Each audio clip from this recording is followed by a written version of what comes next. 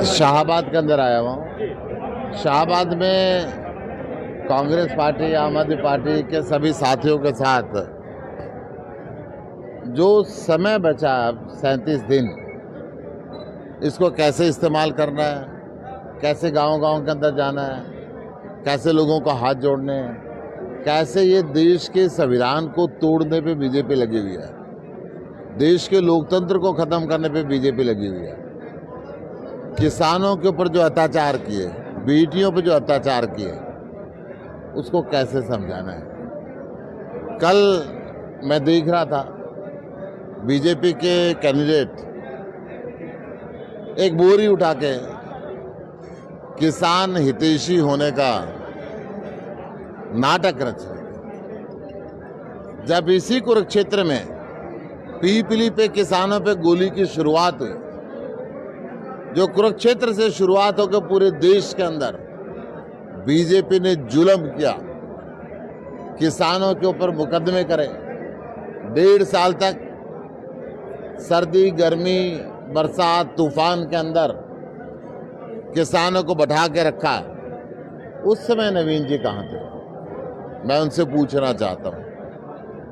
जो हवाई जहाज में रहने वाले, एक पानी का गिलास ना उठाने वाले, आज बोरी उठा के दिखा रहे हैं। वो भी मुझे पता चला कि थोड़ी सी कमर में उसमें शायद कोई कह रहा था कोई फिजियोथेरेपी वगैरह करा के, मुझे नहीं जानकारी। अभी कोई मुझे बता रहा था कि वो करते करते 2 बार गिर गए थे बोरी उठाते उठाते। उन्होंने शायद खुद भी ट्वीट किया है। तो चुनाव लंबा है अभी। गुप्ता जी खेत में पहुंच गए, उनको बोरी उठानी पड़ी। देखिए, मैंने बताया, मैं तो जमींदारों के गांव का बढ़िया हूँ भाई। मैंने तो बरोटे भी काटे हैं, गंडासा भी चलाया है, चाकी भी चलाई है, दूध भी काटा है। और कदे कदे मेरी माँ बिलोनी पे बिल गाता करते, भाई लासी बिलो ले, दही बिलो लगा तो मक्खन अलग अलग कट जाएगा, लासी अलग अलग कट जाएगी। 1 मई को आप नॉमिनेशन दायर कर रहे हैं, सुनीता केजरीवाल जी आ रहे हैं, भूपेंद्र सिंह हुड्डा जी आ रहे हैं, क्या?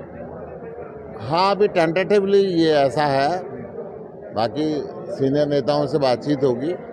मैंने ऐसा प्लान किया है कि 1 मई को मैं कर पाऊँ, परंतु अभी मुझे अपने दोनों वरिष्ठ नेताओं से इनसे बात करनी पड़ेगी। और कह रहे हैं कि अभय चौटाला मेरे बड़े भाई हैं, वो निशाना साध सकते हैं, उनका पूरा हक है। ये बात सही है, वो उनके बड़े भाई हैं, उन्हीं के लिए आए हैं। ये तो सारा कुरुक्षेत्र कह रहा है कि उन्हीं के लिए आए हैं वो यहाँ पे, इसके अंदर कोई दो राय नहीं है।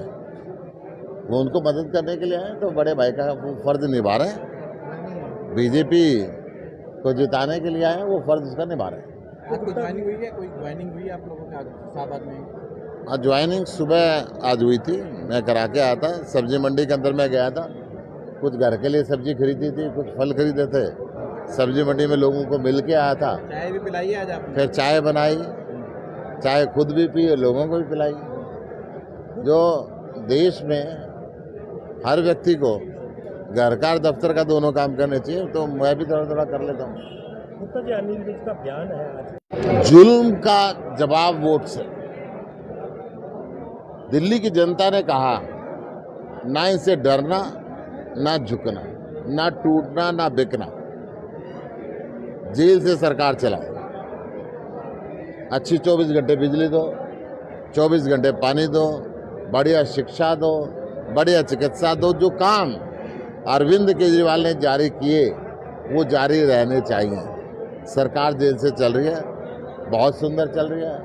हर सप्ताह कैबिनेट मंत्री जाते हैं, केजरीवाल जी से मिल के आते हैं, उनसे निर्देश लेते हैं और चीज़ों का आगे बढ़े। तो ऐसा तो नहीं है बीजेपी सरकार जो बुजुर्ग हो जाते हैं उनको साइड में कर देती है? बीजेपी सरकार तो भाई इनके संस्कार ही है बुजुर्गों को साइड में कर देना, ये सदा ही करते आए। इनके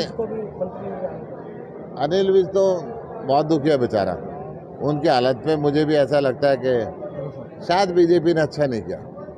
वो सीनियर मोस्ट है। आपको तरस आता है? मुझे ऐसा लगता है कि सीनियर लोगों की इज्जत करनी चाहिए। अगर घर के अंदर अपने घर को कि आप बुजुर्गों की इज्जत करना बंद कर दोगे तो कैसा घर का हाल होगा, आप अंदाज़ा लगा सकते। ये मनोहर लाल भी हटा दिए ना सीएम से। मैं तो ये कह रहा हूँ कि कोई भी हो, बुजुर्गों की घर में इज्जत होनी चाहिए और सरकार में भी होनी चाहिए। उनके तजुर्बे का लाभ उठाना चाहिए, उनसे चर्चा करनी चाहिए। वो तो कह रहा है हमारे से किसी ने पूछा ही नहीं।